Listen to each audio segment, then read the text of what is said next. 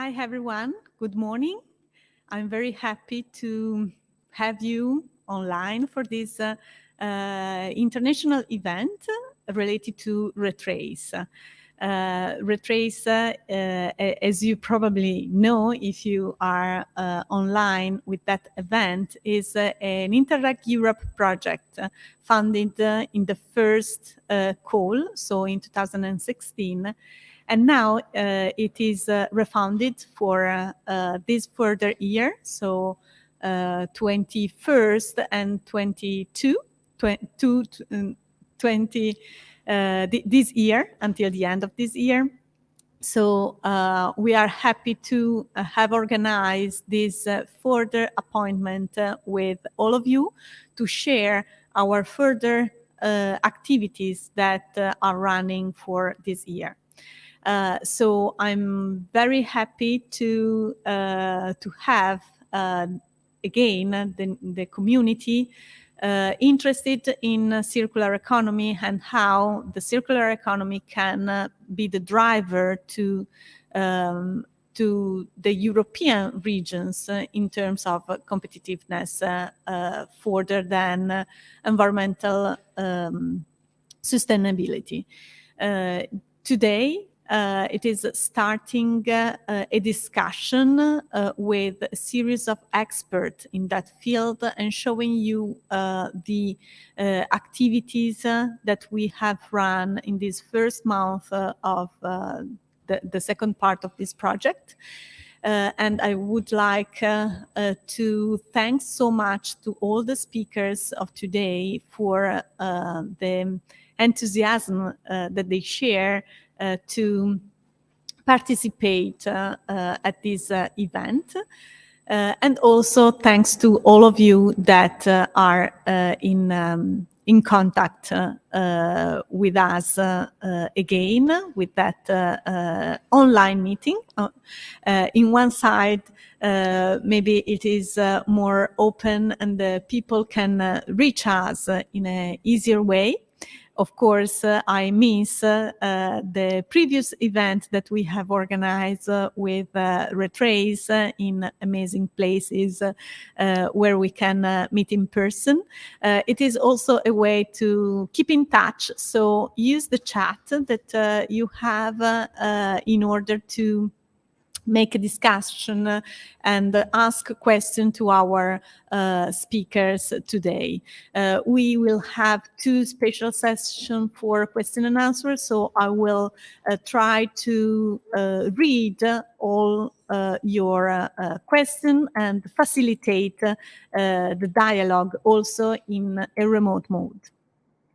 So I'm Silvia Barbero, as probably you know. I'm the scientific coordinator of the project, Retrace project, that started in 2016. And now I will do a short introduction and presentation of what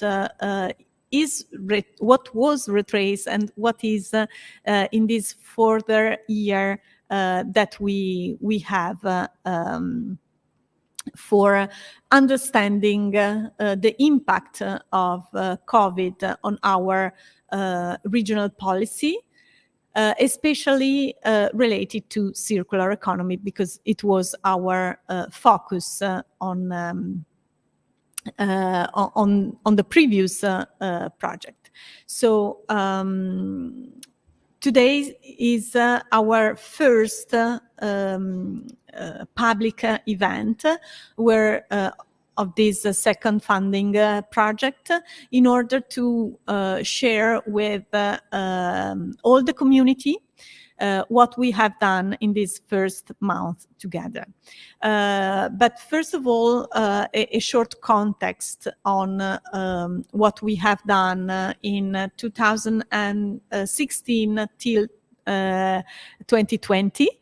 We closed the Retrace project the 30th of March 2020. So let me say just 1 month of consciousness of the pandemic, and the project was closed. Formally closed. So it doesn't affect so much what we have done in the first project. So Retrace is the use of the systemic design approach for a regional transition towards a circular economy. So we have involved 5 European regions in Europe. First of all, Piedmont region in Italy, Biscay in Spain, Nouvelle Aquitaine in France, the Northeast region in Romania, and the west part of Slovenia. We have done 7 field visits in order to map and understand what are the best practices all around Europe related to circular economy. So 7 field visits because 5 were related to the 5 regions involved in the project, and then we added 2 more regions that are especially famous and advanced in circularity. That was the Netherlands and the Ireland. Then in that way we map more than 70 good practices, and we selected the best 30 that were also published in our second book, and it is available in our website. The most important deliverable of Retrace was the 5 regional action plans. Those are delivered at the end, in the middle of 2018. So we have done 2 years of monitoring about this regional action plan. But as I mentioned before, at the end of the project was corresponding also the starting of an absolutely unpredictable event that was the COVID-19. So this outbreak create a very diversified responses to what was happening, and also what we would like to understand is how the governance of each countries can be affected by that unpredictable event.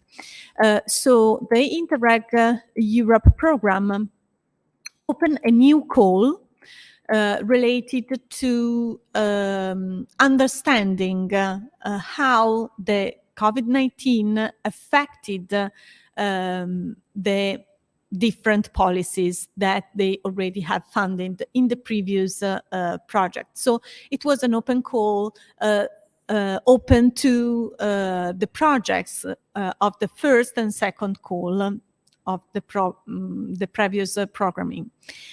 So we participate to that occasion, and fortunately it was again funded.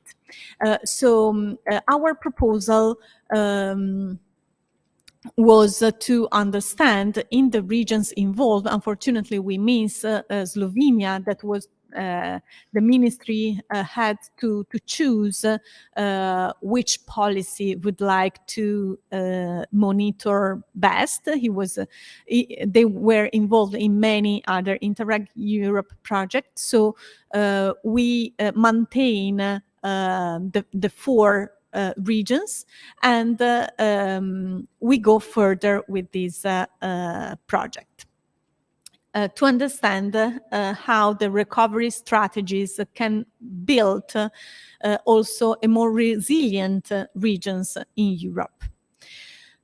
So at the beginning of the 1st of October 2021, we started again the project, and we involved these 4 regions. So again, Piedmont region, Biscay, Nouvelle Aquitaine, and Northeast region of Romania.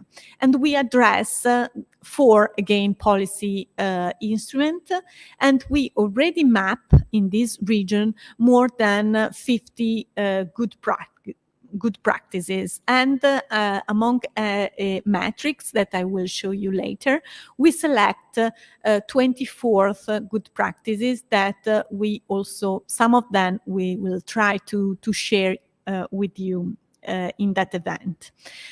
This is the first policy learning event. We will have another one in 1 month. Then I will tell you later some more details. So you are until now invited to participate also to the second one. That will be coordinated by our partner in Biscay, that is Leartibai. So the main goals of this second run, let me say, of Retrace are understanding how the pandemic situation impacted on the policy strategies of our regions that we help to build. And what are the positive or negative effect that the pandemic, the COVID-19 had on the circular economy. Just to make you an example, one of the strategy that we mentioned in Retrace was also helping the transition towards a digitalization that, of course, let has somehow a lower impact on the environment and on the context.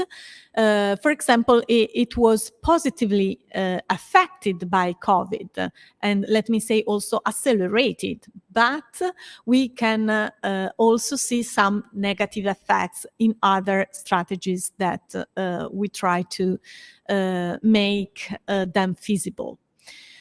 Last goal is to tackle and exploit this effect in the also post-pandemic era, especially in relation to the policy instrument that we have selected to be monitored and implemented.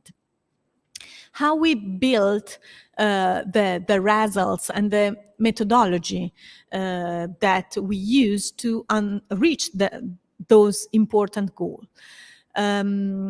First of all, we define a state-of-the-art about the best practices or at least the good practices in the 4 regions involved related to COVID-19. So how those regions react to COVID with some good practices that can be shared among the different regions.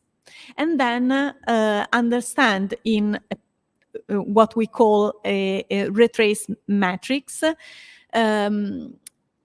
how they respond to the policy gaps that we have defined in the previous part of Retrace. In that way, we can map the good practices that facing in a better way the action of the circular economy to our regions. So one of the main policy gaps that we have identified in the previous project, and they are our roadmap to make the circular economy real in our region, is to support the collaboration between the different sectors. The circular economy is possible when we work together, we put together different sectors, because in that way we can close the loop or at least recirculate the flow of material and energy among different sectors. The second part is related to increase the knowledge of operators, but also the citizen related to circular economy. That is not only recycling a material. Then work on policy regulation on European level also related to circular economy, not only at regional level. So have a certain of coherence between regional policy, national policy, and European policy, and make some tailored policy measurements that are specific on circular economy, and support especially the businesses and the market that can be more sensitive on the activity related to the circular economy, and get value from those. Last policy gap, it is related to the focus on what are the main engine of the economy of Europe, that are small and medium enterprise, and also the micro manufacturing. So trying to really help the micro and small and medium enterprise to be virtuous in that sense. So we exchange, so from the 1st of October, we start the mapping of the good practices in the regions, and we start to exchange among the partners involved in the project the good practices.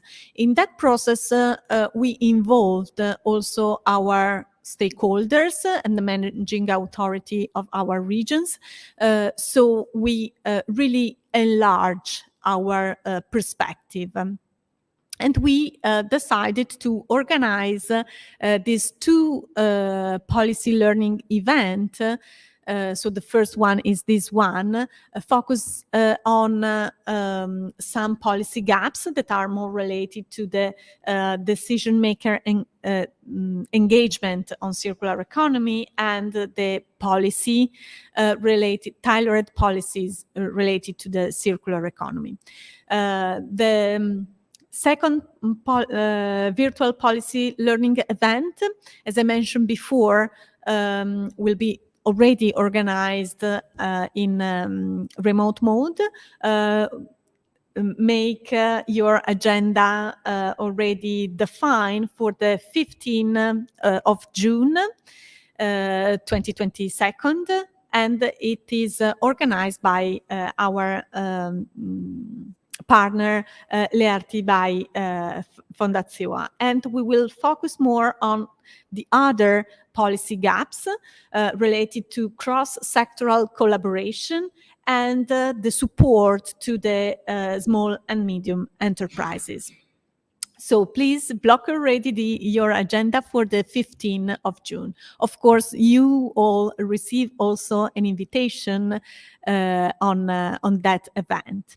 Today, we have two main sessions, one in the morning, so until now till 12:30, and we will have the role of managing authorities in driving the circular economy in regional territories. And we also make a reflection on the value of the waste for a more resilient production. Then we will have a break until 1:30, and then we have other good practices to share with you that are related to the good practices that we have mapped until now with that actions, and then the relation between circular economy and climate change, in order to understand how the involvement and the engagement of the stakeholder is crucial for the territorial development. So the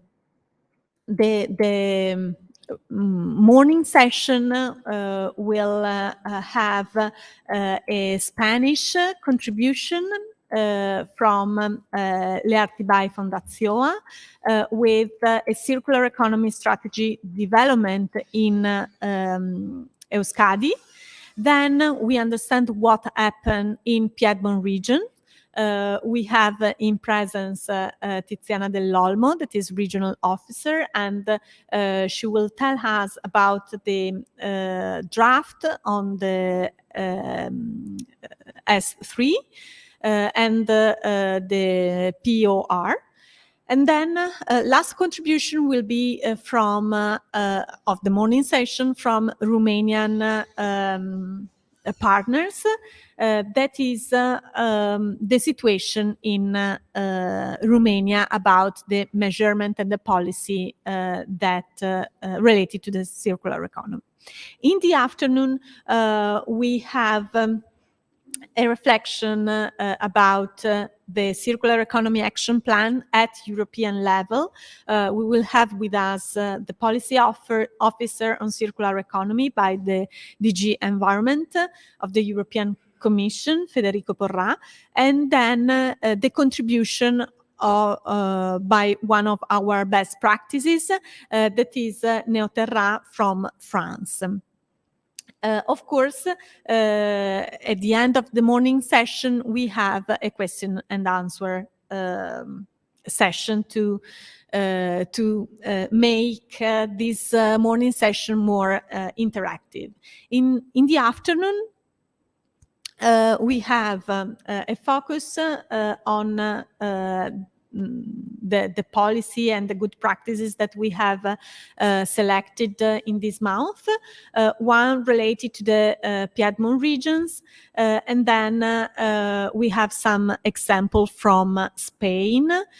So Aclima and Ticna are two of our good practices that can inspire us in that field.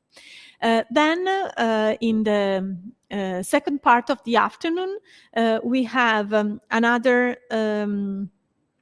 good practice related to the territorial development and how it can help also to go further the climate crisis, that is the Basque Circular Hub in Spain, of course. And then we have another Italian experience related to the involvement, the importance of the involvement of the stakeholder.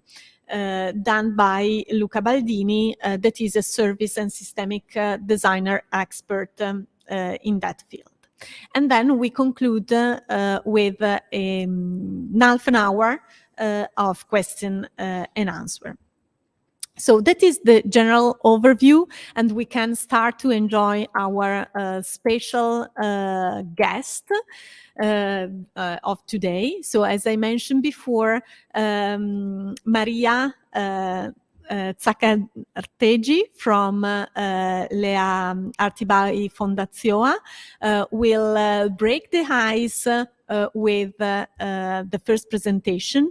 She is project manager for industrial company at Leartibai Fundazioa, that is a local development entity that aims to promote the entrepreneurial fabric on the region in collaboration with the public and private agents.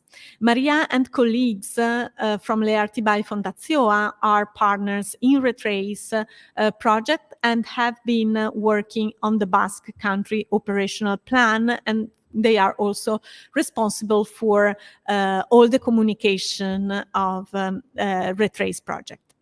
In the following speech, she will talk about the development of the circular economy strategy in Escali, the Basque Country, and the role of Leartibai Fundazioa in this second phase of the project.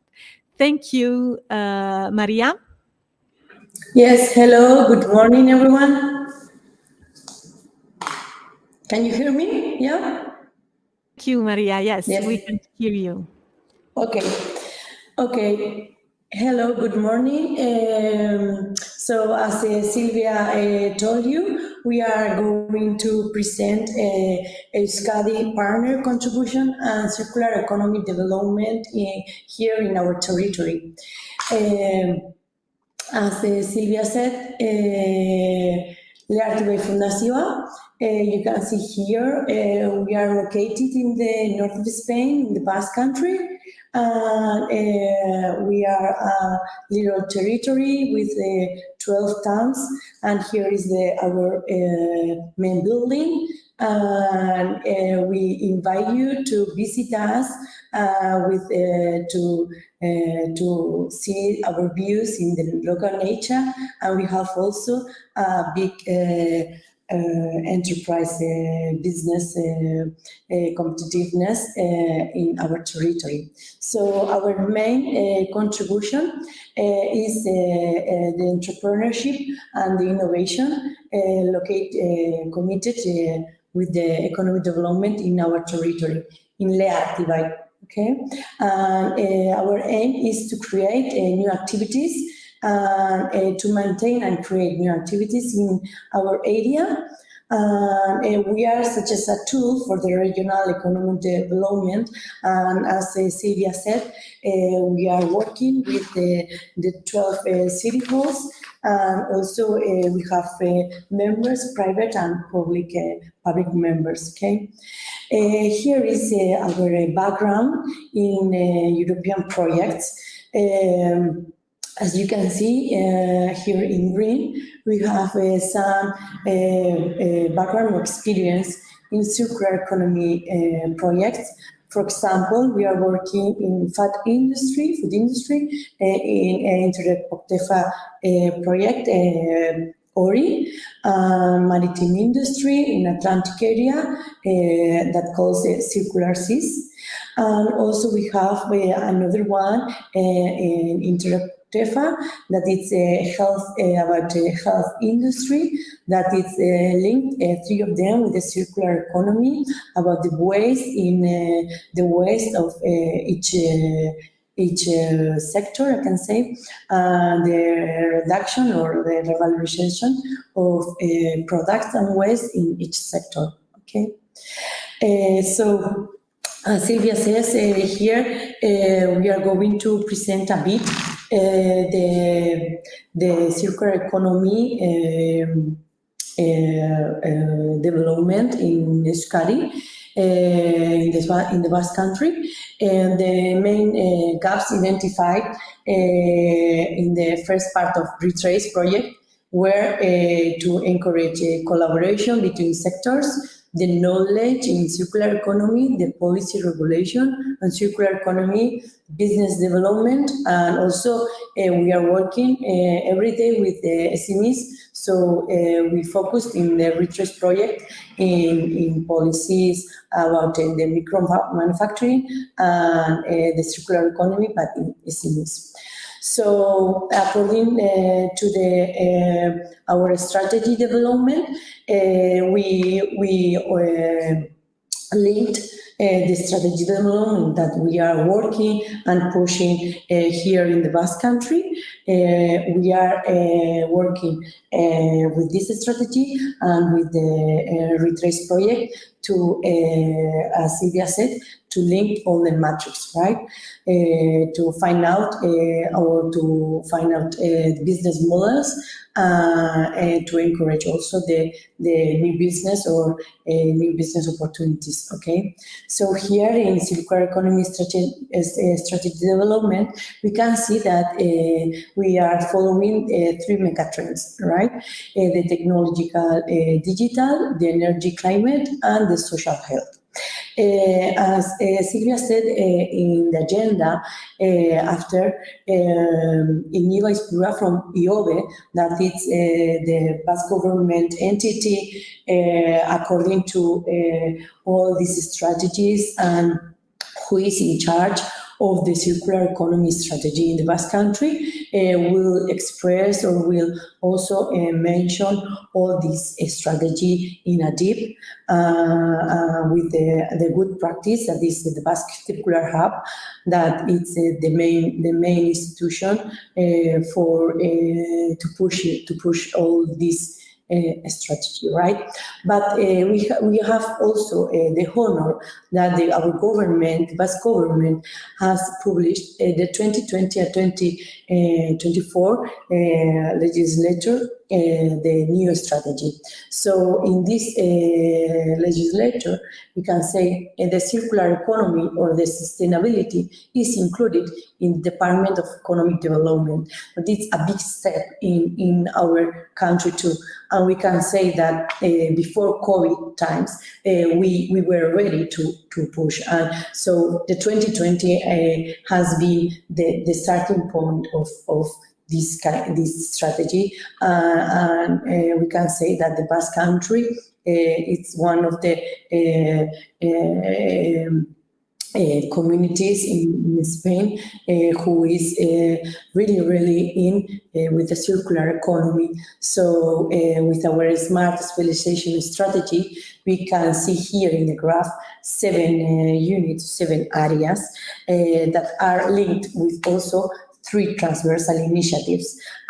These 3 transversal initiatives are the healthy aging, the electric mobility, and the circular economy. So we can say that 3 ones are linked with the industrial smart industry, also with the cleaner energy and the health.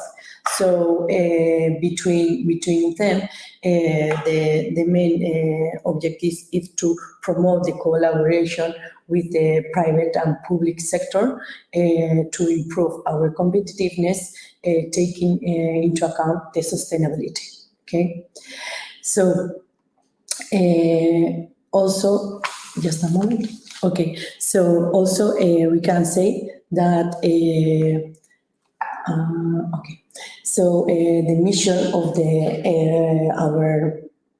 our strategy is to find out new business model of production and consumption through public and private collaboration. Okay, the mission is based in the materials and in the production and the consumption, because you can say that the Basque Country is a country of production, and we export and import, export our production and import the raw material. So in this way, these are the main points that we have to focus in our strategy. So the vision is also focused or based in the environment. So the environment becomes a key factor for sustainability and competitiveness and job creation, obviously. The strategic objectives, as I said, are in the material productivity, the circular material use rate, and the total quantity of waste generated per unit in thousand of euros. Okay. Then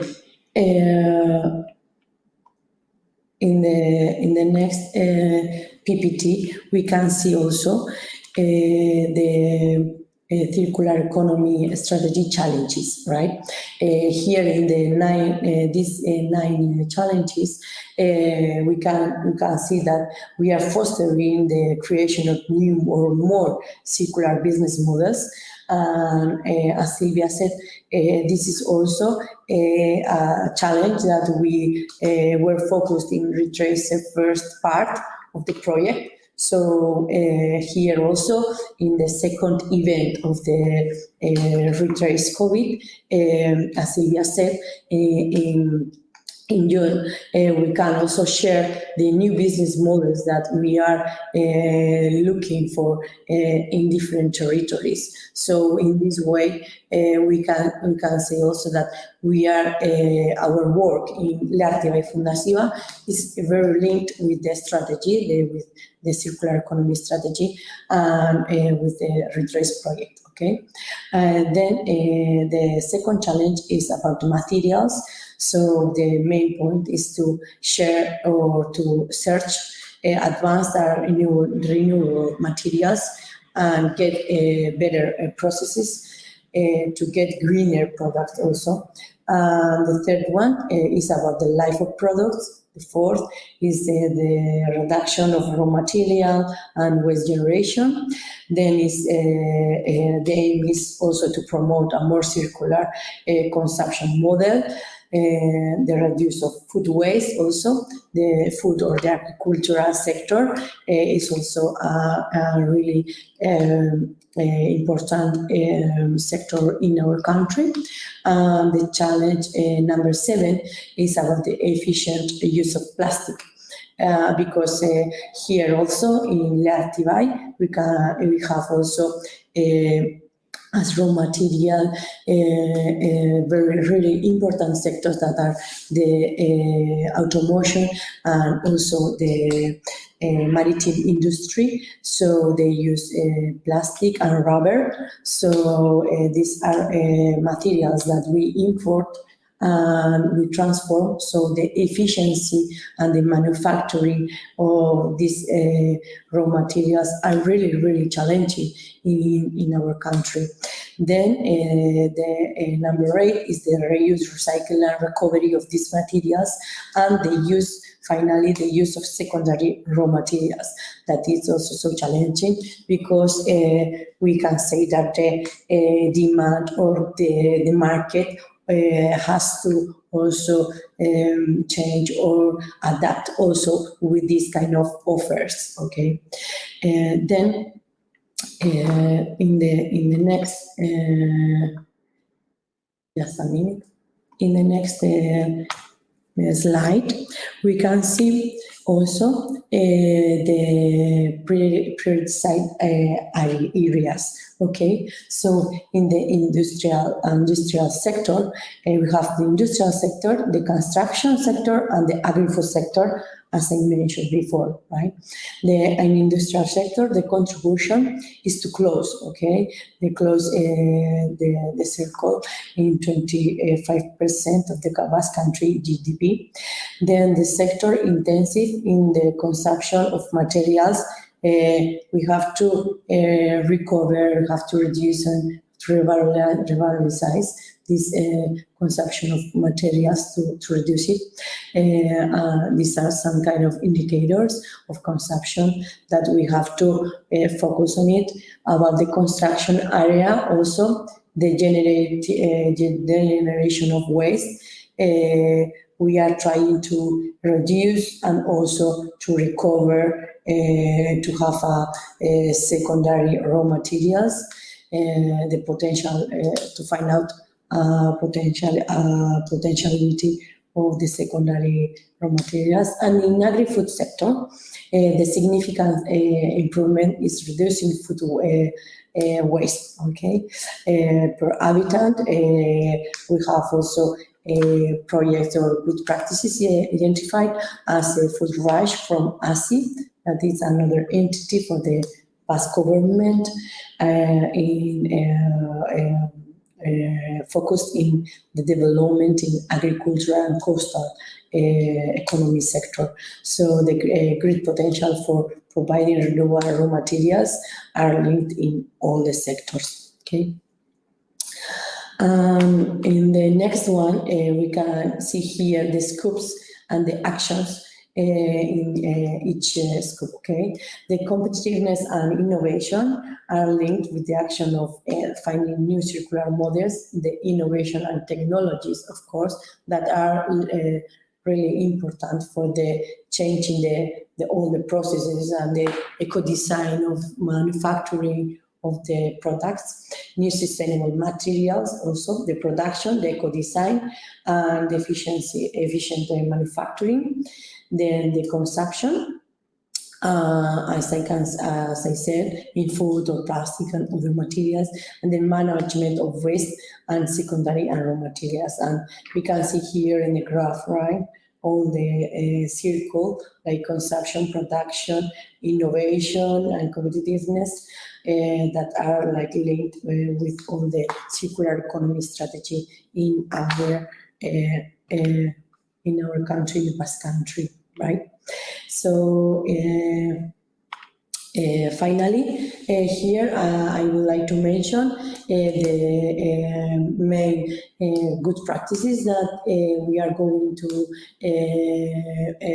present, that are the Basque Curricular Hub, that is an organization. Really, it is a reference in Europe. So Inigo Aizpuru from the IOBE will present it.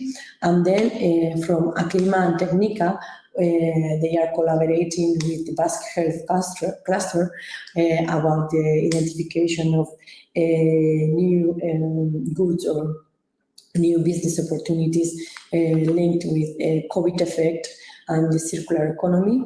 So Martin and from Technica also, they are going to present this good practice in the afternoon. And this, the last one, is the Fort Rush project that you can see also maybe in the next event that we are going to organize for June. Okay, so in this way, I finished my presentation. Thank you very much for your, yes. Thank you so much, Maria, and thank you also for closing the presentation with this overview of the good practices that will be presented today, so our audience can have a more clear idea of some of the good practices that we have selected, and they can remain online for listening the direct experience that they can share with us and that maybe we can learn. So thank you again, Maria. Now we can understand a little bit more what happened in Piedmont region. So we have Tiziana dell'Olmo, that is a regional official at Piedmont region in the Directorate for the competitiveness, university research and innovation sector. Tiziana actively worked with us already in the quaternary project of Retrace, so since 2016, and I can personally say thanks her for how many things I learned from her and from the governance at regional level. So that is my personal appreciation for how many things she can manage and also openly share with all the partners of the project. Today, she will talk about the circular economy in 2021 and 2027 Piedmont regional programming, highlighting the evolution from the previous programming period. That was also the focus of our previous project. So thank you so much for being here in presence and for explaining us what happened, what is the perspective of Piedmont region. Thank you, Silvia. I don't know if it's okay. And many thanks for this kind of presentation. It is a mutual thanking, I would say, because me too, and we too as region learned a lot thanks to Retrace project. So I'm very happy to be here now and try to even if we don't participate directly in this addendum of Retrace, to let's say, to try to make a contribution and to learn more again. As you said, I will start with just with a short recap on what was our policy context in the 2014, the previous period, 2014-2020, and this was the policy context that in which we work during Retrace. As consider that we are we work on R&D policies. We focused on a smarter specialization strategy, trying to let's say to broaden the scope of S3, including more directly circular economy concept, and trying to push and to promote the circular economy processes in the R&D schemes that have been funded under the RDF program. So as you can see, just let's say as a recap, our S3 was focused on some industrial areas with a sectoral focus, I would say. So aerospace, automotive, mechatronics, these were and also are the most traditional and most rooted industrial areas in Piemonte, with some, let's say, new sectors, emerging sectors like the ones related to green chemistry and clean tech that are more directly related with circular economy. And this vertical, let's say, sectors structure was linked with the two transversal trajectories. We called it trajectory. That was the smart trajectory and the resource efficiency trajectory. They were just, let's say, a sort of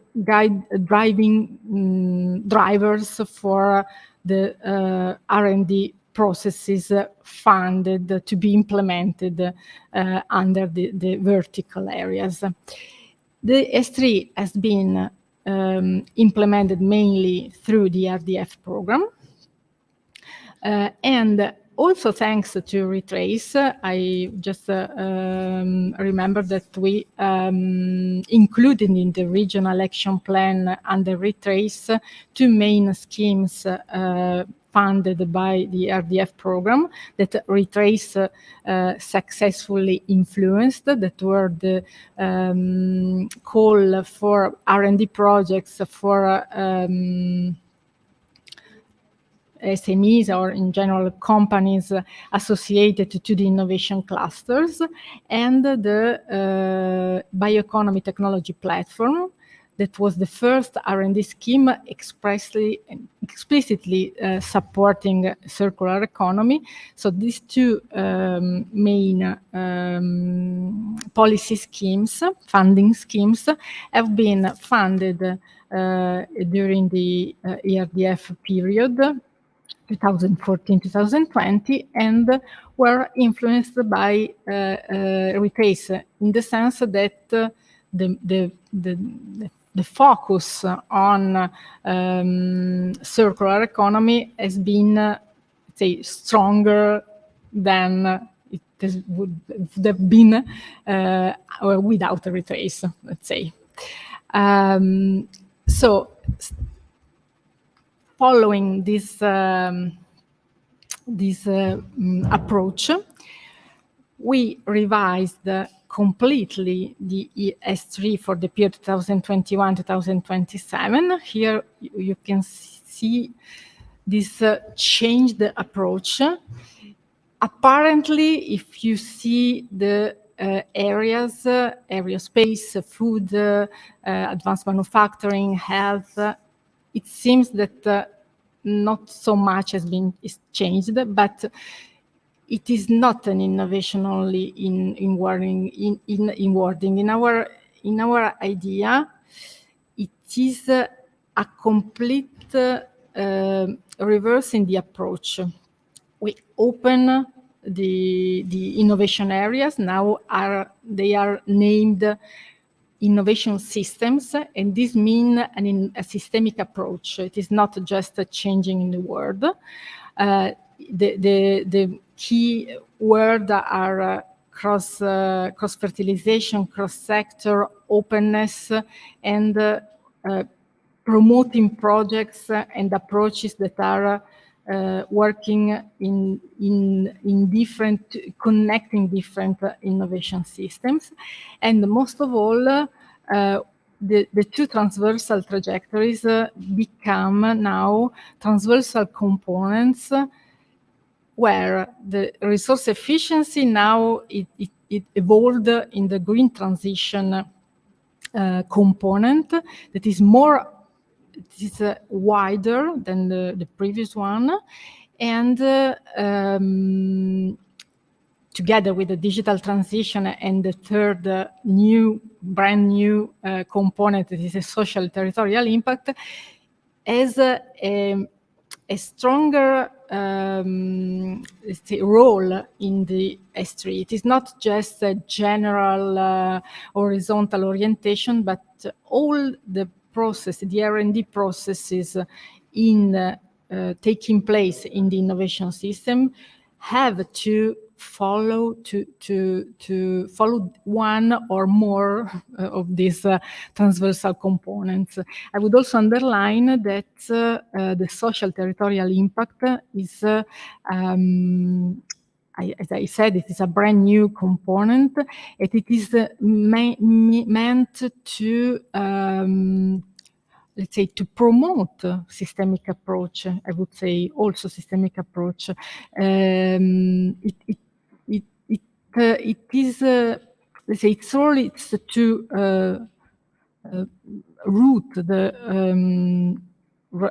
innovation processes in the territory and in the communities of the region, so to link the innovation, the economic innovation, the industrial innovation, giving, let's say, advantages and having positive impact on the territories.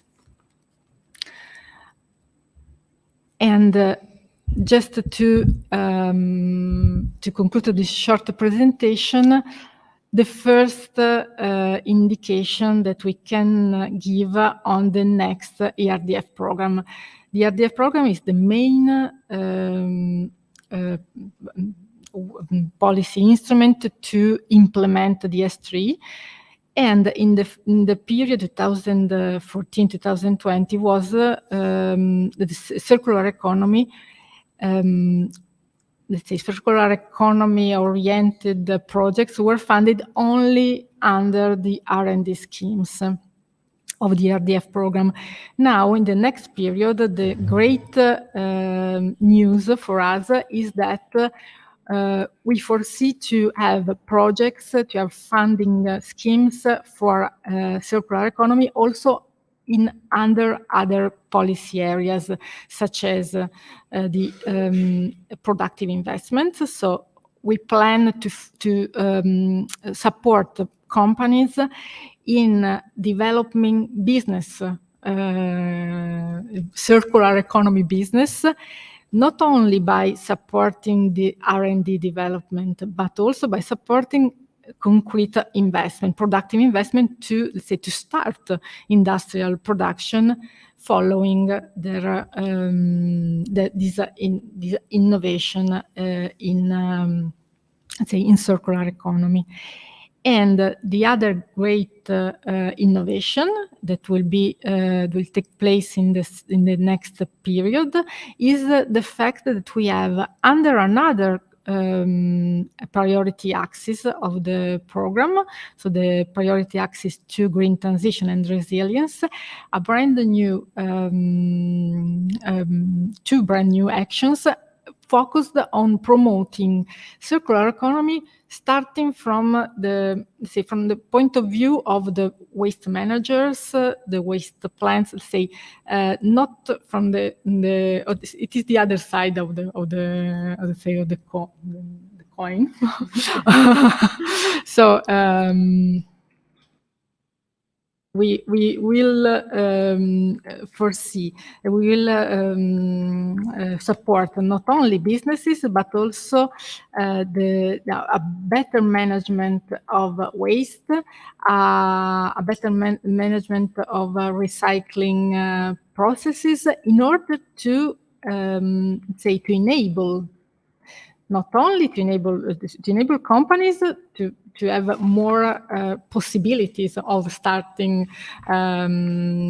circular economy processes, but also in general having more, let's say, advantages as in general for the territories by, let's say, having more possibilities in starting systemic approaches in at local level. This is, of course, the say the first indication, because the program is not yet approved by the Commission. It has been submitted to the Commission 1 month ago. We expect to start in the implementation in lately this year. And so I think that this addendum of retrace, it is let's say really in the timely arriving to have let's say hints for giving implementation to these schemes. Thank you. Thank you so much. It is the comprehensive picture of and also understanding the transition between the two programming. So help us also to understand how to be effective on the action that the region can manage. And now we can have another perspective from another region, that is the northeastern region of the Romania country.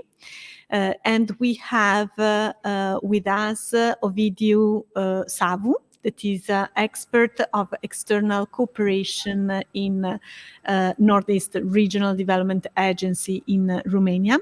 And the aims of this agency is to generate economic and social development in that region. Ovidiu and a colleague from Northeastern Regional Development Agency are partners in Retrace project and have been working on the Romanian Regional Operation Program. In this speech, he will talk about the role of Northeast RDA as a managing authority for circular economy measure in the context of the new policy instrument 2021-2027. Thank you, Ovidiu. Ladies and gentlemen, it offers me a great pleasure to be today close to... Can you hear me? Yes, we can hear you. Sorry. Gives me a great pleasure to be with you today. Silvia, thank you very much for a very brief and yet comprehensive introduction of our agency. I would like to start with a preamble. Next slide, please. I would like to start straight with a preamble to the previous results from the previous Retrace project. During this previous Retrace project, the targeted programming period was 2014-2020, and the policy instrument was the Regional Operational Program, as Silvia correctly stated, corresponding to that period. The Ministry of Development, Public Works and Administration had the role of managing authority for the regional operational program, while the Northeast Regional Agency was the intermediate body for the implementation of this program in the Northeast region. In spite of the importance of the circular economy as an European objective, the program carried out during this period had the minimum conditions for financing projects that address the circular model. And due to the results obtained in the first period, as I said, the Retrace project allowed the Northeast RDA to recommend to the managing authority to accept modification of the eligibility criteria through the action plan.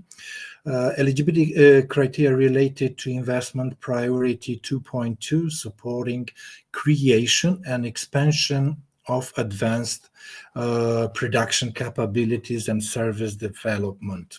This was the title of the investment priority. This allowed the circular economy project to obtain funding, but the evaluation criteria at the time, which later were indeed becoming the monitoring indicators, unfortunately did not encourage at the time the submission of such kind of projects. So for the elaboration of the action plan, it was necessary to carry out an analysis of the regional economical sectors, but also to use the reference tool for regional circularity, to better understand the current situation and the problems the stakeholders are facing with. And last but not least, to be in the position to properly structure future calls for project that will be launched under the policy instrument targeted by the project. Next slide, please. Therefore, we were getting to the next steps, proposing new evaluation criteria. And you may know that each managing authority that manages structural funds already has its own evaluation criteria for project evaluation and selection. In our case, the specific criteria for circular economy projects were not yet defined at the time. Therefore, the following criteria were intended to cover this area of specific and fully applied criteria in order to assess the circularity of one project by comparison with another, and to help the evaluators make a clear and transparent classification of the projects. Then we make use of two projects. Here we talk about SCREEN project, which was implemented and funded under Horizon 2020, and Replace project, also a project focused on circular economy, but funded under Interreg Europe. And the proposal for evaluation criteria for circular economy project was developed in order to help, as I said, evaluators of circular economy project submitted. And in this case, we are having two different categories of projects.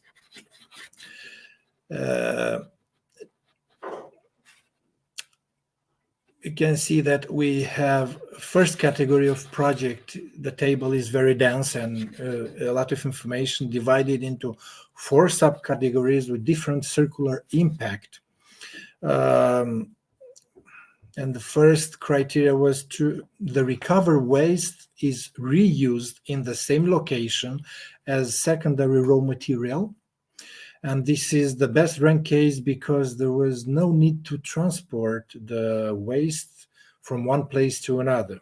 The second criteria was for the case then recovered waste is reused in another location as secondary raw material. In this case, transport was needed, but the recovered waste already had a definite final destination. Recovered waste, the third criteria, is placed on the market as a secondary raw material, so the transport is needed and the recovered waste does not have yet a full final destination. And the fourth one, the new process generates less waste, which is not recovered. It's a little bit complicated, but this should be very well defined, because once they have chosen the above criteria, the beneficiaries are asked to indicate the energy efficiency of the new process in relation with the old one. This would be the fifth criteria. These two criteria, number 5 and the one above, number 4, are converted to euro per year by the parameters indicated in the table in order to have a uniform parameter. Then comes criteria 6, reduction of emissions expressed in CO2 per year. Criterion 7, the net balance of jobs created by the new circular process and which were lost into the old linear model. And criterion 8, meaning the increase of economic value in the new process compared to the older one. Could be a little bit complicated to somebody who is in the position to read for the first one. It was a lot of work behind it because, as I said, we didn't have that criteria in place, and we had to define it to start from a certain point, because if you want to have a call of proposal dedicated to circular economy, then you need to have also criteria to be used in evaluating those projects. And next slide, please.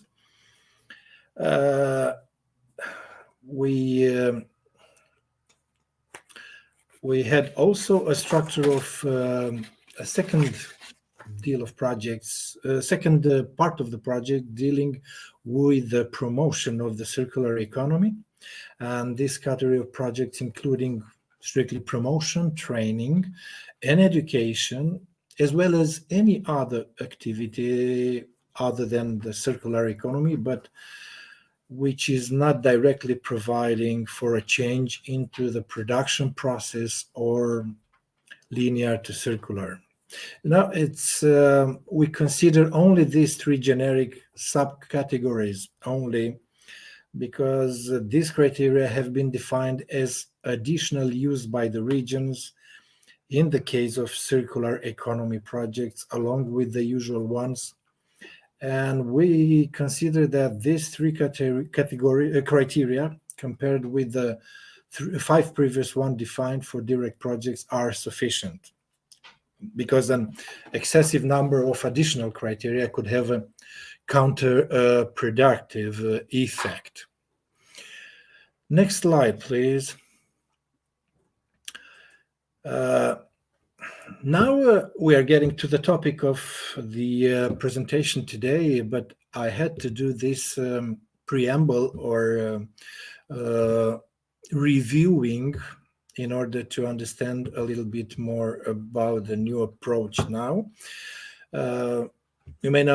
You better know that the action plan for the circular economy for a cleaner and more competitive Europe addresses the sectoral value chains related to some product categories. At European level, the circular economy has already created millions of new jobs in a very short period of time, and the transition is an indispensable part of European industrial strategy and is expected also to bring a further growth to the gross domestic product. So starting with the current programming period, 2021-2027, the Northeast Regional Development Agency will fulfill the function of managing authority for the implementation of the regional operational program into the northeast of Romania. This meaning including the elaboration of the program. So the regional operational program is elaborated by our agency in close cooperation with the local partners and stakeholders. Now the regional operational program of the Northeast region is also aiming at facilitating the implementation of solution of circular economy by SMEs. Next slide, please. And given the fact that the Northeast Smart Specialization Strategy identified the niche of the circular economy in the specialization field related to environment protection and in connection with the fields of agri-food and wood and textile industry, the ROP will also contribute to the fulfillment of the objective responsible consumption and production, which is also envisaged by the Sustainable Development Strategy of Romania. So as you can see into the presentation, the new call of proposal will the proposed interventions in the call of proposal, which is still to be drafted, to be finalized, is not yet finished, but it's getting better and better structure, will aim at developing new skills in SME for innovation, smart specialization, industrial transition, circular economy, facilitating the accumulation of knowledge, internalization and development of the capacity of public RDA organization and technology transfer entities. Will be total intervention, including also the circular economy.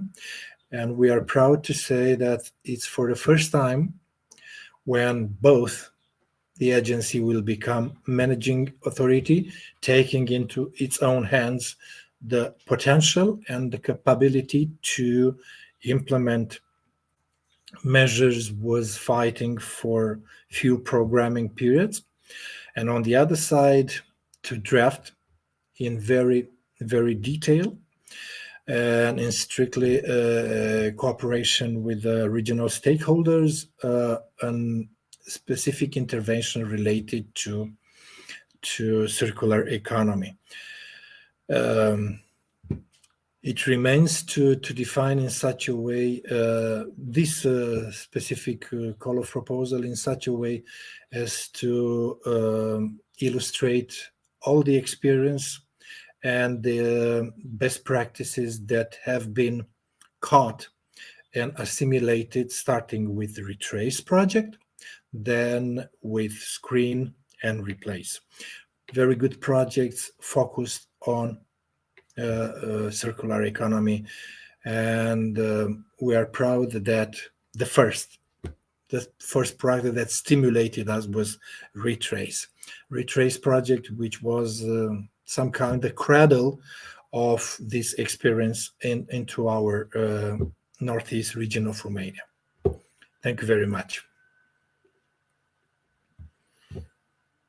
This big picture of what is happening in the northeastern part of Romania and what will happen in the near future. Thank you so much for this general overview. It helped us to work on that instrument. So now we have the great pleasure to introduce you the Federico Porra, that is the policy officer, circular economy at the European Commission in the Directorate General for Environment. He works on EU policy to accelerate Europe's transition to a climate neutral circular economy, and he's a member of the multi-stakeholder advisory board of the United Nations One Planet Network and on sustainable lifestyles and education, representing the European Commission.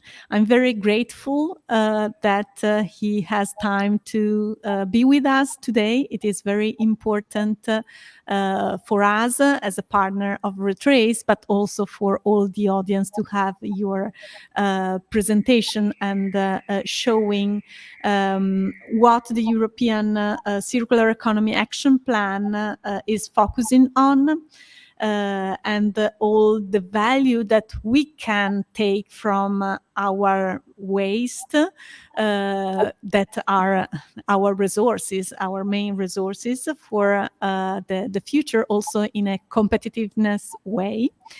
And how our sectors can be more resilient in that sense. So thank you so much for being here, and the camera is yours now. Thank you, Silvia, and thank you all for inviting me and for organizing this event, of course, in the context of this very interesting project. I have a PowerPoint presentation with me, so I believe that now we will go and share it with you all. And in this PowerPoint presentation, please don't hesitate to tell me if there is anything wrong with the presentation, if you don't see it. I will be able, indeed, in the next 15 minutes, 20 minutes maximum, to give you some overall information on the Circular Economy Action Plan, but indeed, specifically, I would say important information with regards to what happened just very recently with regards to circular economy in Europe with the new circular economy package, how this fits into today's discussion, and why not, what are the horizons for the future, so for the policy initiatives from now until the end of the current Commission mandate, so until the end of the current von der Leyen Commission. Of course, clearly, we were mentioning since before this very important piece of European Union's visions for the future, the European Green Deal. For me, just to mention that, as we all know, circular economy is one of the main building blocks of the European Green Deal, and today's indeed discussion clearly sees and clearly shows that when it comes to circular economy and what we mentioned before, the value of waste as a new resources, such added value is not only limited to the, we could say, the vertical angle of circular economy, but it also very important to support us in achieving the other objectives of the European Green Deal. And this is precisely what we do at the European Commission, what we've been doing since 2019, so since the European Green Deal adoption, and we will continue to do in the, of course, future of this mandate, meaning not only implementing the Circular Economy Action Plan, but also at the same time mainstreaming circular economy in potentially everything we do, and exploring, for example, what is the role of circular economy for climate neutrality in the context of the new Climate Pact and Climate Law, in the context, for example, of Zero Pollution Action Plan, in the context of the Farm to Fork strategy, and so on and so forth. So there is this double line of action on our side. On the one hand, implementing circular economy, and on the other side, doing so that we can actually mainstream it into everything we do. Just a very short mention of also the broader context, and one of the reasons why, even though, of course, there has been in the last few years, and still now, unfortunately, the COVID pandemic and the relative economic instability, at the same time, of course, the regional instability at the moment when it comes to the unfortunate situation and invasion of Ukraine. What is important here is that circular economy, and we truly believe so, can be and will be also one of the tools that will help us actually support more resiliency in the European Union. So when it comes to impacts of circular economy, and it's clearly from today's discussion, we do have the transition towards a healthier and better planet, and at the same time towards better and local jobs opportunities, including supporting resilience and strategic autonomy of the European Union. This is, more in general, the Circular Economy Action Plan. I'm sure that we are all more or less familiar with it. It's the vision of the European Commission and the European Union for the circular economy in the current mandate. We were mentioning before, the previous speakers pretty much right, mentioned before the fact that within this action plan, we do have some so-called key value chains. There is probably a too fancy word to say, basically priority sectors, that are basically going to complement some horizontal actions that we have been taking since the beginning of the mandate. So on top of the work, for example, on eco-design, on sustainable consumption, on sustainable processes, on other aspects that are typically horizontal. At the same time, we do have some specific and tailor-made actions when it comes to those sectors that you can see in red, from packaging to plastics, following up to the Plastic Strategy 2018, textiles, very new, and I would say, of course, also very relevant for several of the regions today that have been talking today, construction, food, water, nutrients, and so on and so forth. On the right side of the screen, you can see some what we call enabling factors of circular economy that are basically there to also accelerate the pace of the policy and legislative developments that we have been taking at the European Union level. So, for example, circular economy as a requisite for climate neutrality, for example, the global angle of circular economy as a global level playing field, as we call it. And this is indeed important, for example, in the context of the very recent, I would say, success of the European Union, the member states, and our international partners when it comes to kickstarting, for example, the negotiations for an international treaty on plastics, fully within the circular economy realm, but also other angles such as monitoring, such as investments, research and innovations, all of these very important and relevant also for today's discussion. In a context, of course, of the implementation of the existing obligations that are, for example, in the context of the Waste Framework Directive that was adopted in the context of the previous and during the previous Commission's mandate, during the Juncker Commission. When it comes to the action plan, we clearly are at the moment in an advanced phase of implementation. And of course, it gives me a particular pleasure to say so, because it means that indeed the agenda is getting implemented. You can see here some of the actions that we have been implementing in the past 2 years. However, of course, work is not done. And as I will mention in the next few slides, there are still in the pipeline so very interesting and very important pieces of legislations, of course, when relevant, for the agreement and the co-legislation of the co-legislator, meaning the European Parliament and the Council of the European Union. For you to know indeed that within this context, I would say pretty surely, the main milestone has been at the end of March, you might have heard about it, the Spring Circular Economy Package that has within itself some major initiatives that, of course, are going to be negotiated by the co-legislators, but at the same time, I believe, can be considered as the most or one of the most relevant potentially change-making initiatives in the context of circular economy in Europe. And I'm specifically referring to the new proposal for a regulation on eco-design for sustainable products, with the idea really to make sustainable products the norm in the EU, and at the same time supporting an overall transition of our economic systems towards circularity, including through industrial symbiosis, including through sustainable processes in general in our industrial ecosystems. Together with the, we call them, you know, that in Brussels we like a lot abbreviation ESPR, so Eco Design for Sustainable Products Regulations, but also other pieces of initiatives, for example, on textiles, for example, on sustainable consumption and consumer information, and on construction. Again, construction, I would say, very important also as part of the green recovery efforts, including through the recovery plans of member states. Maybe a few words on my side, it might be interesting also for the context of today's discussion on the ESPR, so the Eco Design for Sustainable Products Regulation. We know, and well, you might know that we are coming from a situation and policy framework within which we are already regulating via circular economy principle some products category in the EU, meaning setting minimum requirements for those products to actually enter the EU market.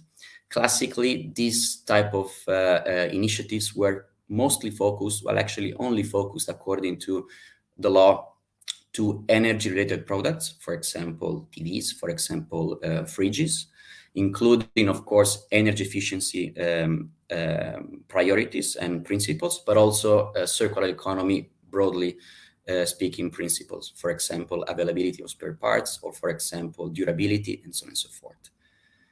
The big idea here, the ambitious plan here, and I would say the new horizon for circular economy in Europe is to expand the scope of this approach to virtually, potentially all products categories in the EU, with some exception, for example, food and medical appliances, but creating a policy framework where indeed we go beyond energy-related products, while at the same time continuing developing and delivering on the existing products categories within the current framework, for example, with the new eco-design and energy labeling working plan. The new features of this proposed regulations are indeed the new scope, much more broad and indeed comprehensive, but also at the same time a system, a policy framework that would potentially open the scope, and this is indeed our approach and our hope and our objective, also to increase focus on product informations, for example, through digital product passport, through initiatives to incentivizing best performing products, improving market surveillance, and also structurally allowing for horizontal eco-design requirements. At the same time, and this is again one of the new features of this proposal, also including a role potentially for green public procurement to really drive and channel innovation into the green market, and also basically using the untapped potential of public spending for circular economy. These are some of the principles, minimum criteria, minimum requirements that we might include and introduce as part of this implementation of this regulation, that are including, for example, minimum recycled content, durability, reliability, reusability, recyclability, reparability. So you can see that there is really a wider range of principles. For you to know that the way this is going to play out is through implementing measures. Once, of course, the framework regulation will be hopefully adopted by the co-legislators. And this implementing measure will look at specific product categories. So product category by product category through some specific priorities in the way we're going to implement it. For example, one of those sectors might be textiles in the context of the current and new textile strategy.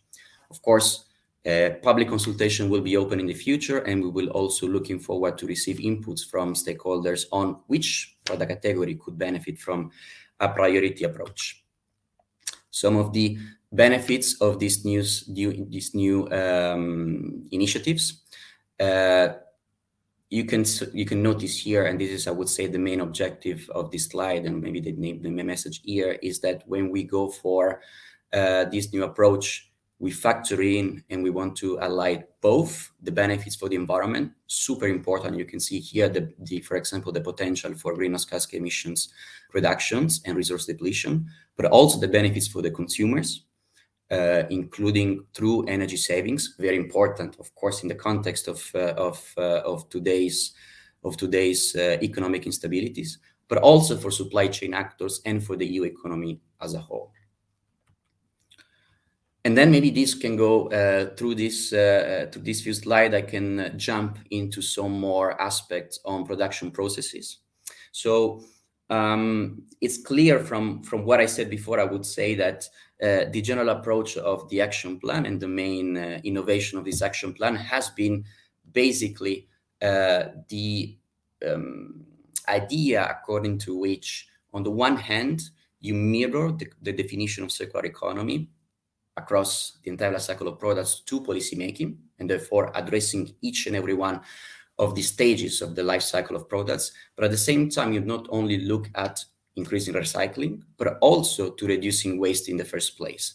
And also you can do so by increasing the value of waste per se through circularity in production processes. And this is, for example, the classical example of industrial symbiosis. That is, by the way, one of the main priorities for our cohesion policy programs, and of course one of the scopes of your projects, and one of the reasons why this is so much in line, coherent, important, forward-looking if compared with what's actually happening in terms of policy developments in the EU. All of this in synergy with the industrial strategy, in synergy with the SME strategies, and in a view to support circular industrial collaboration among SMEs, as it mentioned here, but also in the whole industrial system. We have some initiative on the topic. For example, several projects that we are supporting. One of them is Circ Lean project that has the idea of delivering guidelines for industrial symbiosis transactions, and therefore trying to establish a more clear and institutional way to actually support the creation, setting up, and recognition also of these positive examples, with the idea really to make industrial symbiosis and circular production processes basically the future of European Union's industry. In 2022, some highlights.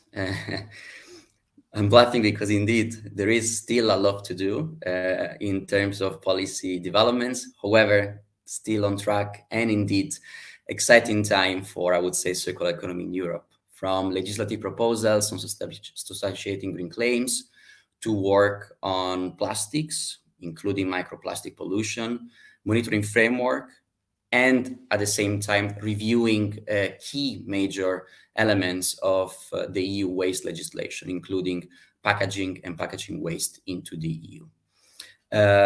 Work, of course, in the pipeline and currently now.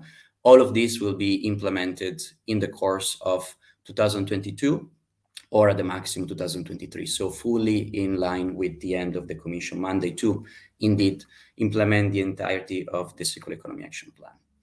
The last maybe words on my side, and then I understand that the time is precious for also the next speakers.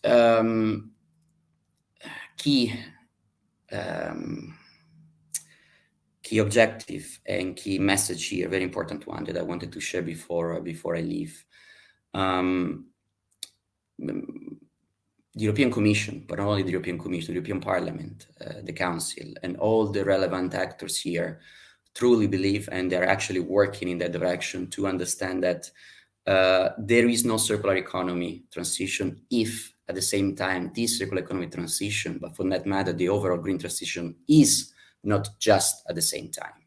So within the Circular Economy Action Plan, we have identified several new initiatives, and at the same time try to maximize the transformative power of the EU budget to precisely to support regions to implement circular economy strategy while also taking into consideration the social angle of circular economy. That is, I think, one of the main new approaches if compared with the previous action plan in 2015. And I would say we have received today interesting analysis and new work from actually the actors that are going to implement those initiatives.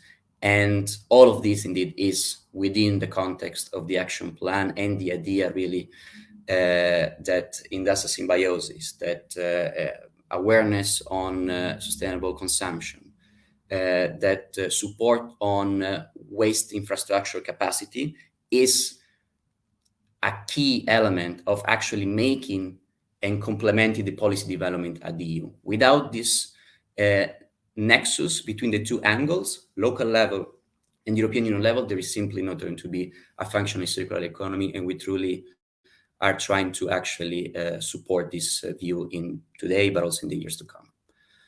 Stakeholder economy engagement platform, the last slide on my side, you might be aware that there is a platform where we are supporting a cross-fertilization approach of circular economy actors, regions, businesses, civil society. The idea is go in there and share good practices, including potentially, why not, of this very important project, with the idea really to understand that the circular economy in Europe is one, and therefore solution that might be working in Italy, for example, can be used also in Spain or in Poland, so on and so forth. And as we mentioned before, fully within the scope of today's project, but also overall of Interreg approach of indeed working together for a circular economy beyond member state borders through, of course, the power and the value of the EU internal market.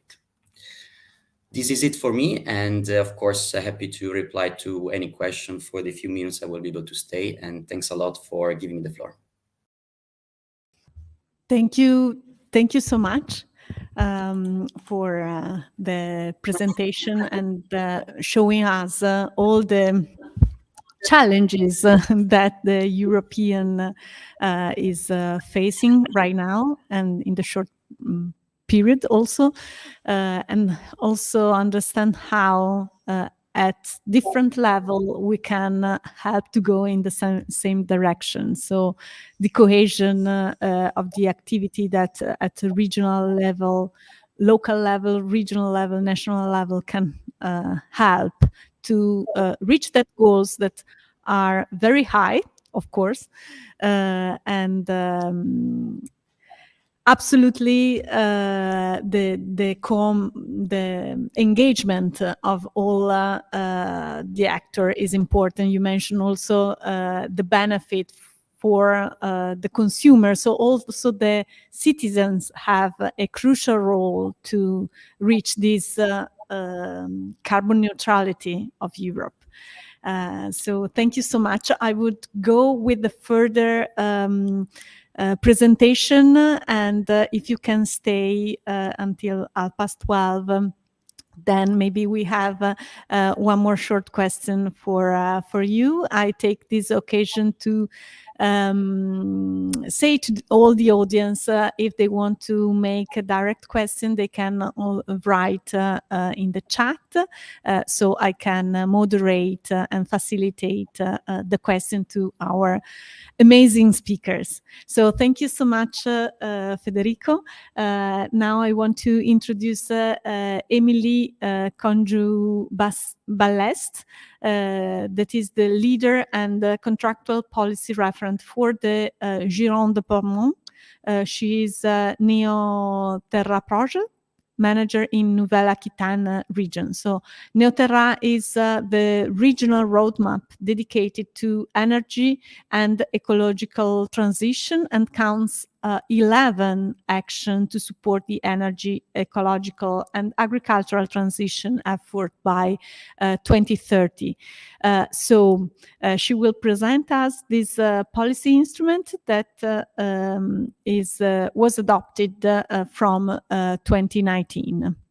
Thank you, Emily.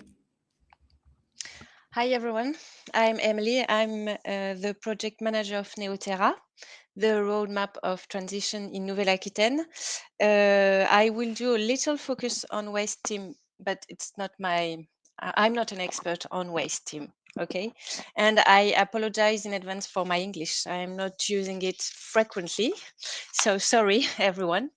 Let me introduce the region, Nouvelle-Aquitaine. You can see the data on the screen. It's a large territory with 6 million of inhabitants. It's almost like Austria.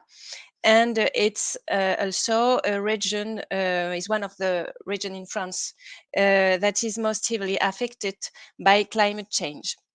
What we tried to do with this regional roadmap voted in 2019 and voted for 2030 is to work in a transversal and partnership way approach to embark on every public and private actors in the transition of our territory.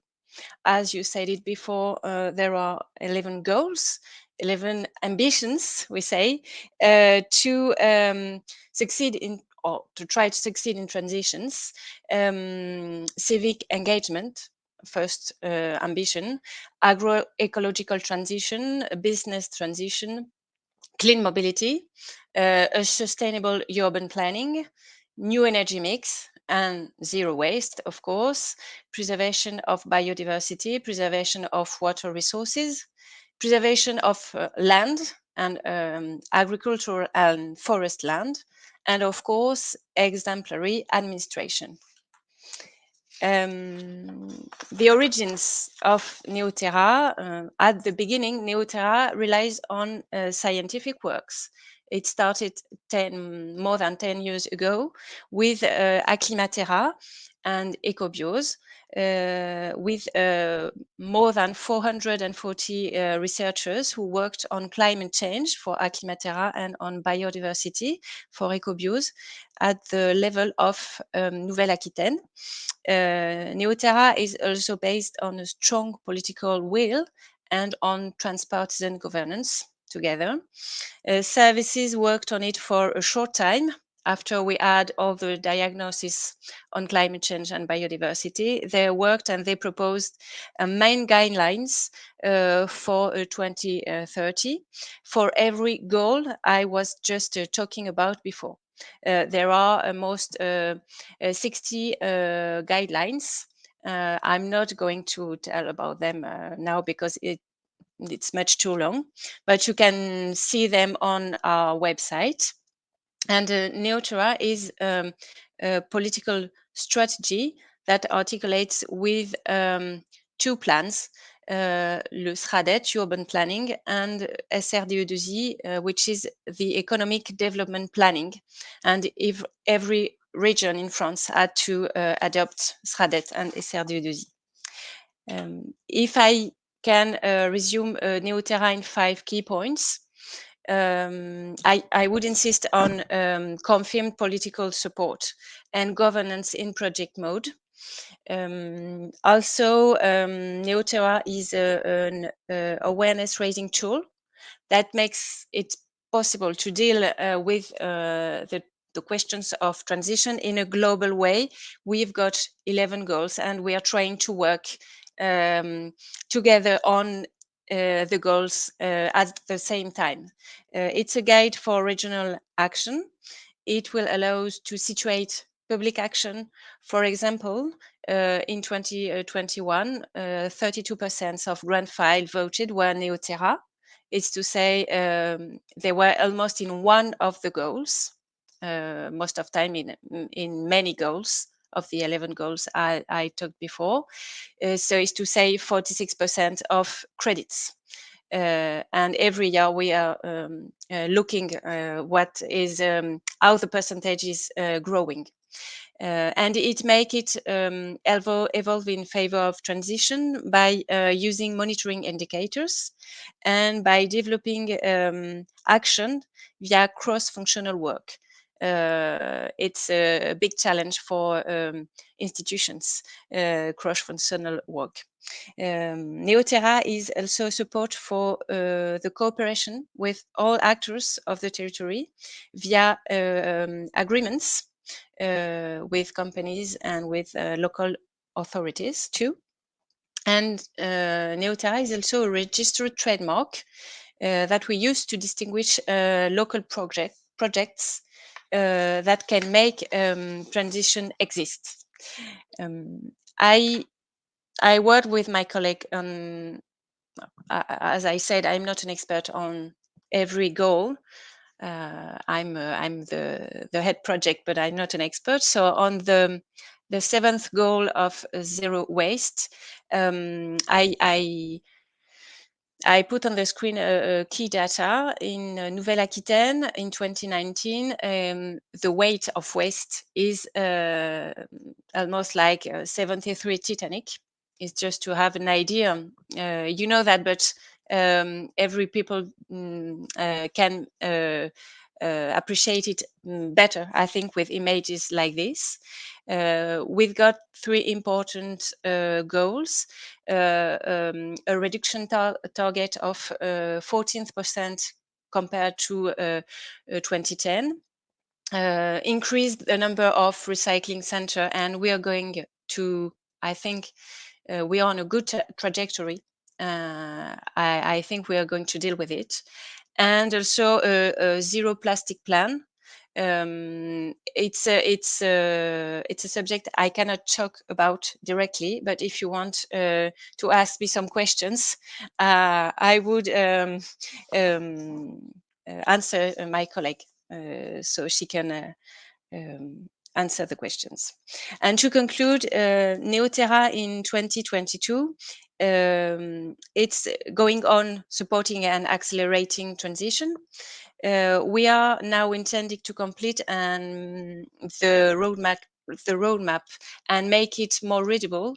We are completing it with subjects such as health, of course, societal issues, and adaptation to climate change. We also continue to involve the actors to work on appropriation of complex subjects such as energy, water, One Health, and adaptation. We are acting on different levels to change public actions, indicators, specific actions, climate budget, we are working on it, and green and social bonds. And to finish, we are intending and we are projecting to build a community of actors through the labeling of projects. Today, we have labeled nearly 60 projects in Nouvelle-Aquitaine. Thank you very much for listening. Thank you so much to your sharing of experience. That is absolutely inspiring for, I think, all the regions, the European regions. It is a good experience to have that data. And I asked to the public online if they want to ask the question to our panelist of this morning panelist. They are able to click on the link at the bottom part of your video. There is a link to open the chat and make the question if you like. So we have more or less 10 minutes for exploiting our morning panelist. So in the meantime that you are maybe writing on the chat, I would take the occasion to ask or to share, let me say, it is not a proper question, it is an insight that I have during the speech from Federico Porra, that stress a little bit about the eco-design strategies. You know, I'm associate professor here at Politecnico di Torino, and I'm teaching many courses. One of them is on eco-design. I'm the vice coordinator of our design courses here in Politecnico di Torino, so the bachelor degree, the master degree here, and our main focus on teaching to our student in design is the sustainability.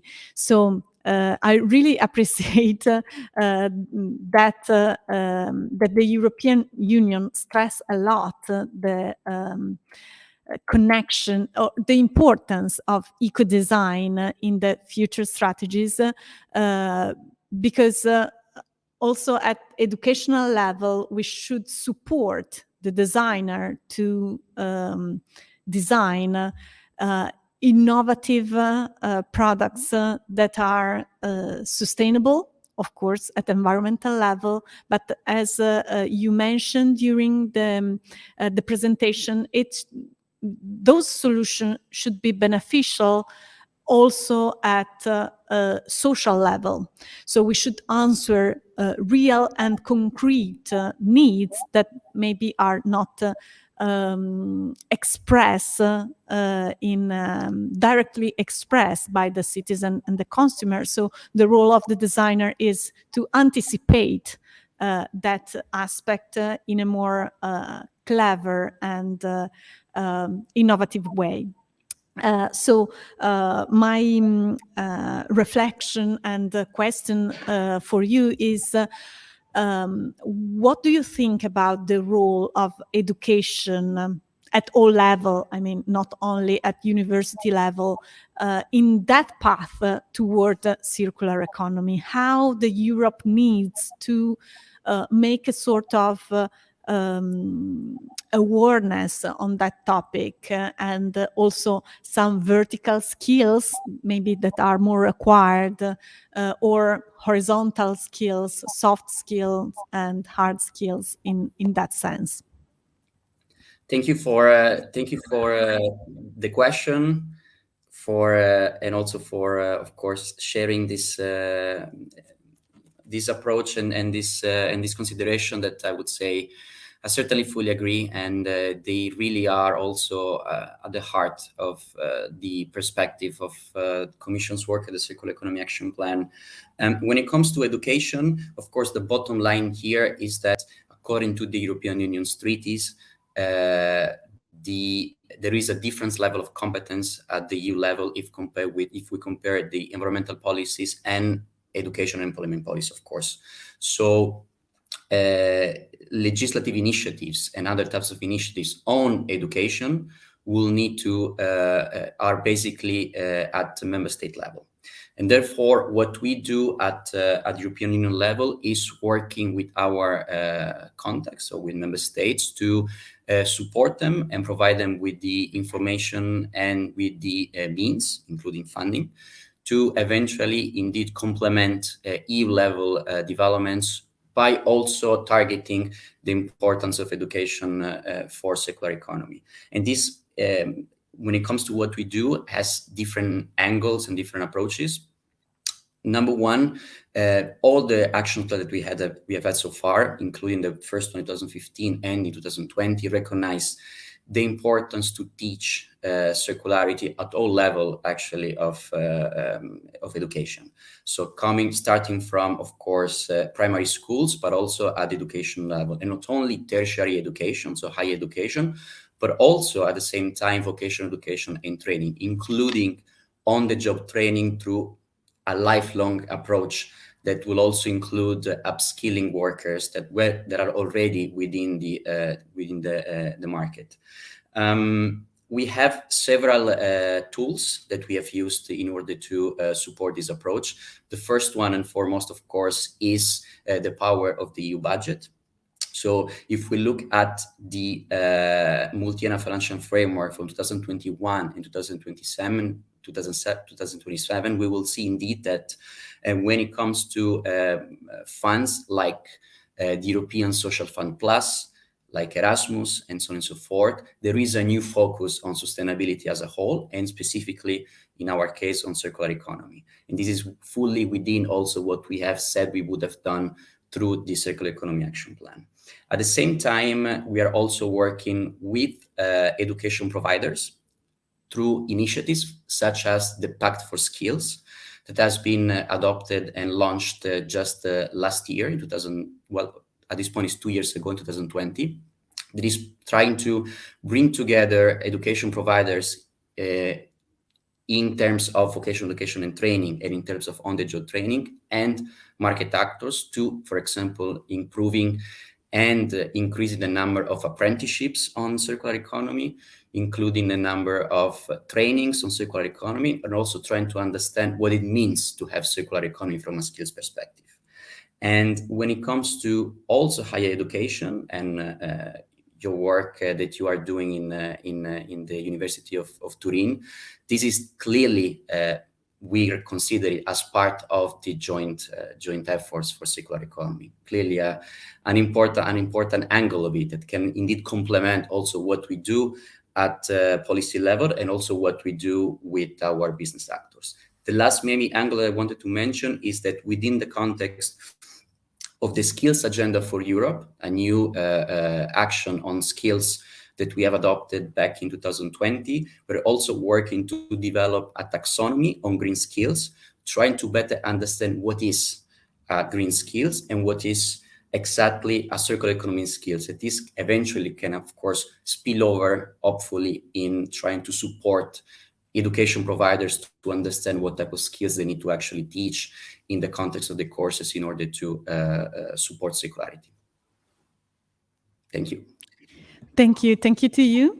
It pushes us to do as better as we can, as usual. And in the meantime, it comes some question from the public that I think it is more related to Retrace project. So I invite Maria or Ovidiu also to answer it if you would like. So the question is, I'm just wondering how much has the Retrace project influenced the cultural change towards stakeholders' awareness of the circular economy, both at the public and private level. So we work a lot in Retrace project with the stakeholder. I don't know if you want to answer from the Romanian perspective or Spanish perspective about this, how we can increase the awareness from the stakeholders with the project.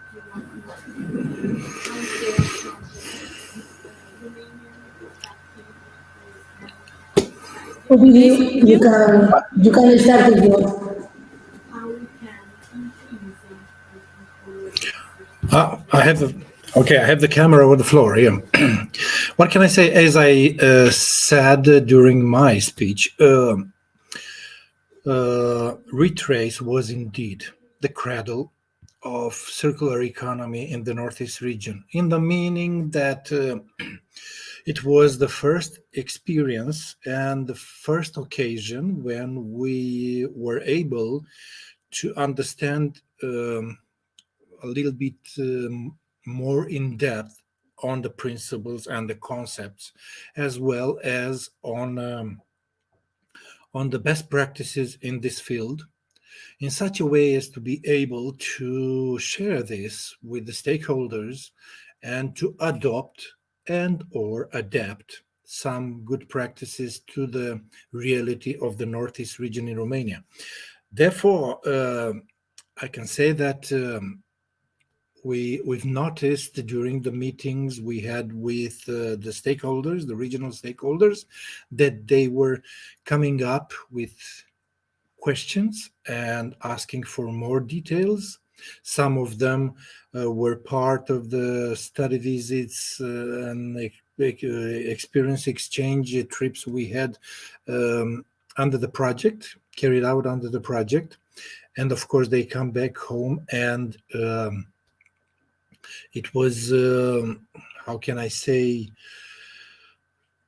it was good to find out how they shared in their organization and in their institutions all the practices and the concepts of other partners they have noticed during the membership to the project. That's why I'm saying that we assimilated this information as very, very important for us. It was the first exercise of this kind. This is the proof that we continued with other specific projects, as I said, in order to enlarge this. And I can say that it was nothing but very benefic to stakeholders, agency, and the region. Thank you so much. Probably also Maria would add something on this. Yes, about the awareness of circular economy in our territory. Of course, in the government level, we can say supra-territorial. The Basque government is really in with the circular economy, with all the strategies. Retrace project was the first circular economy project for in that moment Savu Fundazioa, nowadays Leartibai Fundazioa. So it has been a really important project to push all the strategy in our territory and also to link public and private sector. So the SMEs also with all the events and good practices that we share in the first part of Retrace. Also, they have been in contact and a bit learning about the process of all the policies and the gaps that we have. And we can say that our stakeholders, the main stakeholders, as BEAS from the Biscay Deputy, were also a partner in the first part of the project, and they are really also really focused in new strategies for the SMEs about funding, about also eco-design and manufacturing and digital transformation. So we can say that we are reaching all the results or all the objectives of our strategy linked with Retrace. Thank you, Maria. The very last question, because we are approaching the closing of this morning session. I think that the question is addressed again to Federico Porra, I think. So the question is, good morning, and from Caterina Rosini. Good morning and thank you. Interesting insight. In the highlight for 2022 is missing right now the sustainability of the textile sector. How much has the European Circular Economy Action Plan influenced the drafting of the European Sustainable Textile Strategy? Thank you for the question. I would say, the reply here, it's very direct, which is in the most direct possible way, because the new EU textile strategy, so the EU strategy for sustainable and circular textile, is actually a consequence of the action plan. So the way that we work at the Commission when it comes to developing the vision for circular economy has been that in 2020, we have adopted the action plan that, legally speaking, is a communication to the co-legislator, to the Parliament and the Council, in which we have identified some priority initiatives that we were going to eventually adopt and implement over the course of the mandate. The idea to come up and to develop a new strategy for textile actually came into light in the context of the action plan. So in the last circular economy package of end of March 2022, there is the strategy for textile that has been adopted. The textile is another communication that is looking specifically at the textile sector and is announcing a series of action that we will be implementing over the course of the next few years, still within the current mandate. The approach of the textile strategy is similar to one of those strategies that I believe have been most successful in the EU in the last few years. This is the plastic strategy, the strategy for plastics, meaning the textile strategy, in the same way that in 2018 happened for the plastic strategy, is looking at the entire life cycle of textile products. So it's identified actions when it comes to eco-design, when it comes to consumers, when it comes to waste, secondary materials, and so on and so forth. And the way this is going to play out is to explore and actually materialize synergy with existing initiatives. So what I was mentioning before with regards to the possible implementation of the new eco-design for sustainable products regulation, having the textile products as priority sector is a typical example. So we identify textile as a priority for the circular economy, and then we try to maximize the benefit of all the different horizontal legal instruments that we are putting forward for circular economy, which means looking at how to use, when and if, of course, this is going to be adopted by the co-legislator, the new regulation eco-design specifically for textiles in the context of the textile strategy, how to, for example, link and use the new potential developments in the future when it comes to green claims, products environmental footprint aspects of our lawmaking in the context of textiles, and how to use the existing resources, for example, in the context of the regional funds or Horizon Europe, to channel those resources to textile as a priority. So summing up this reply is part of the action plan. It will still need to be implemented. However, now with the textile strategy adopted last month, we have a clear vision.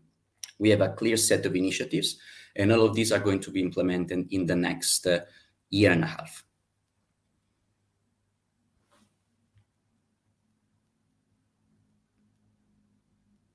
Thank you so much. Okay.